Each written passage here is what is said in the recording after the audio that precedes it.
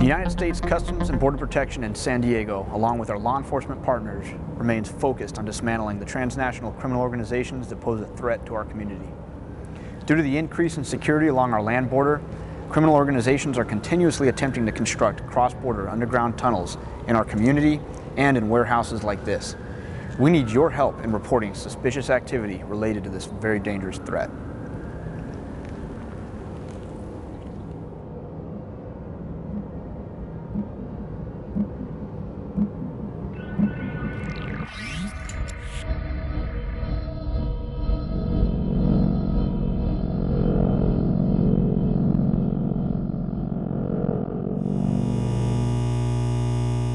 In recent years, San Diego Sector Border Patrol has increased our manpower. We have also significantly enhanced our technology and infrastructure along the border of Southern California. This has forced smugglers and smuggling organizations to try new methods of getting their illicit products into the United States. One of these methods is that of cross-border tunneling. This has become one of the main methods of getting illegal products and goods into San Diego Sector. The Border Patrol works very closely with the Immigration and Customs Enforcement, which is ICE, and the Drug Enforcement Administration, DEA, to perform a thorough criminal investigation. Anyone who has knowledge of a tunnel being built or constructed on their property that they control can receive an imprisonment term of up to 10 years and hefty fines as well. Anyone who actually smuggles a person or illegal contraband through one of these tunnels in there can receive a penalty that is double what it would have been had it been in a vehicle or a boat.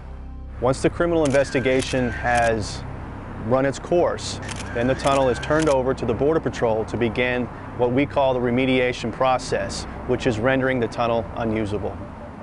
When they are discovered, it takes a lot of time to remediate these things, and it can be very expensive too, because any damage that is incurred through the remediation process and through the lawful entry is incurred by the owner, not the U.S. government.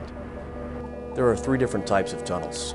They fall into the categories of rudimentary, which is a crude hole often dug under the international fence, interconnecting, which is when a tunnel breaks into an existing infrastructure system, such as a sewer or storm drain, and sophisticated, which are sometimes known as super tunnels as well. And these tunnels are the ones that have amenities such as ventilation, lighting, power cords, communication lines, and elaborate transportation systems. As you can see here in this particular tunnel, the smugglers had their own lighting installed, as well as communications wire for hardline phones, cables to use their power tools and drills, as well as a system on the floor to pump out excess water if there was rainfall or flooding. This particular rail cart system was recently interdicted in a tunnel here in San Diego Sector. This is considered state-of-the-art equipment for illicit cross-border tunneling and rivals that of equipment used in legitimate mining operations. It was used in the tunnel to transport large quantities of drugs a very long distance, over 1,900 feet, very quickly.